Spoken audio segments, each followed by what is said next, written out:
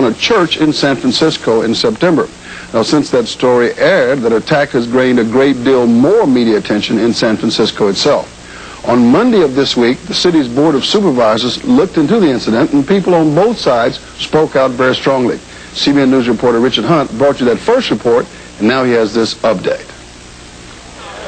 Jesus, protect us from your followers. That was the message on a banner unfurled by homosexual activists Monday morning as they held a press conference on the steps of San Francisco City Hall. But in order to understand the unusual banner, it's important to provide you with some quick background information. On September 19th, homosexuals targeted San Francisco's Hamilton Square Baptist Church for a protest. The guest speaker that evening was Reverend Louis Sheldon of the Traditional Values Coalition. Because police protection was minimal, activists were able to deface the church building and vandalize property.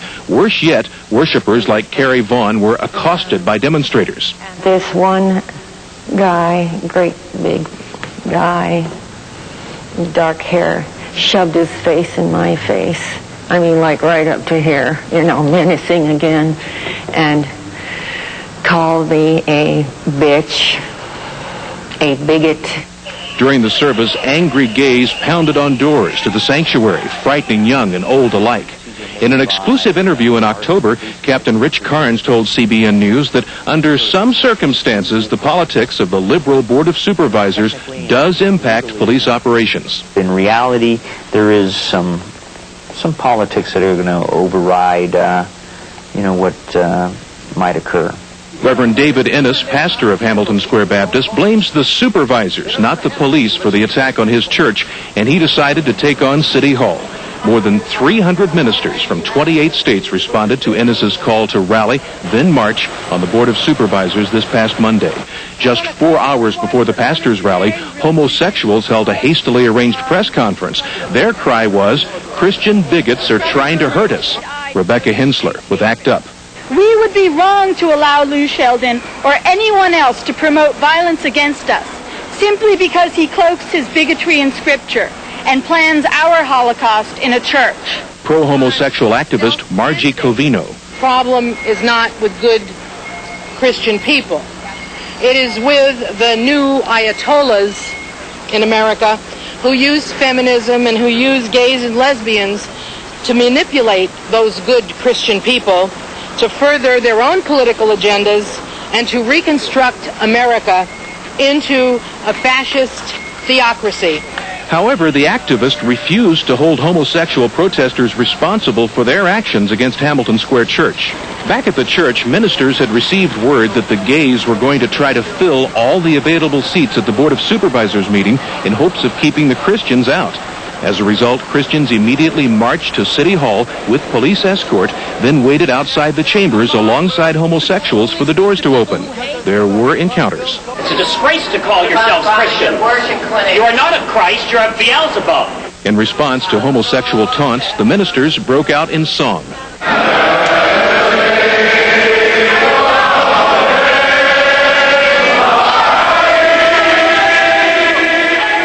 It was a crowded and rowdy session of the San Francisco Board of Supervisors as Christian pastors and homosexual activists took turns at the microphone. San Francisco is a city of refuge for us, the gay men and the lesbians and the bisexuals.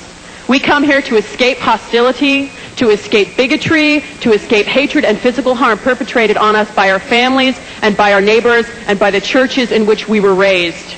Now, the same intolerant bigots that drove us from our homes and from our cities are here in San Francisco. Is there a double standard in this city? One opposing gay bashing and another winking at Christian bashing?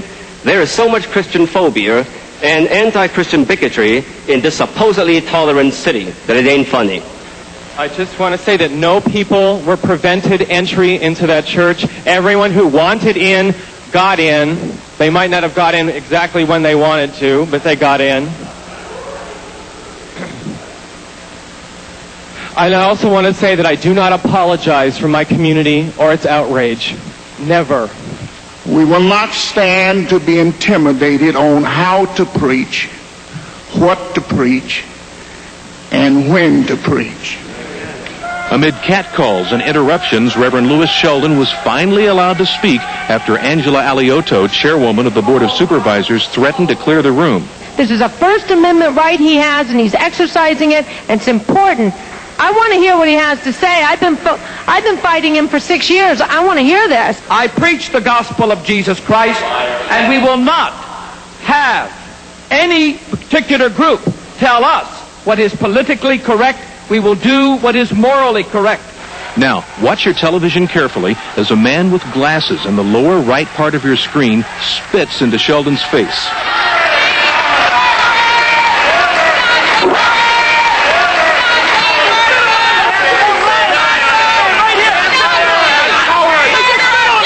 Police immediately moved in and arrested the man, dragging him away. Homosexual activists were outraged by this. He did not spit on him. I was there. Somebody needs to go to jail, and somebody does. What does that mean, Angela?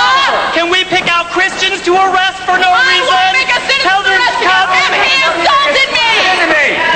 Arrest Captain Carnes. A few more people were allowed to speak.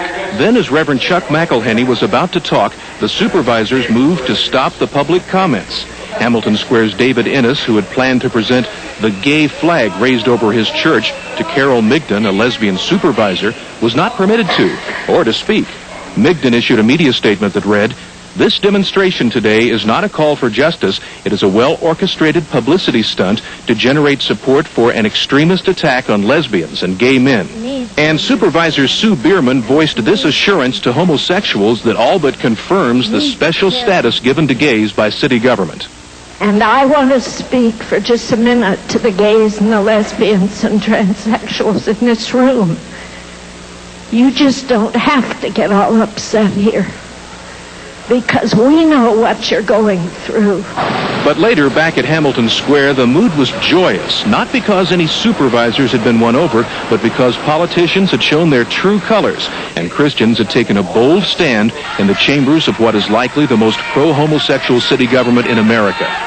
Richard Hunt, CBN News, San Francisco. Ladies and gentlemen, when you hear of these initiatives to give special rights to homosexuals, you see what happens when they get special rights. They prohibit people from worshiping in church, or assault them, or delay their getting into church. Have you heard an outcry or an outrage in the secular media? If this was an abortion clinic, imagine what would be done. And it's time that people speak out. This was the most outrageous example of a discriminatory attack against one segment of society.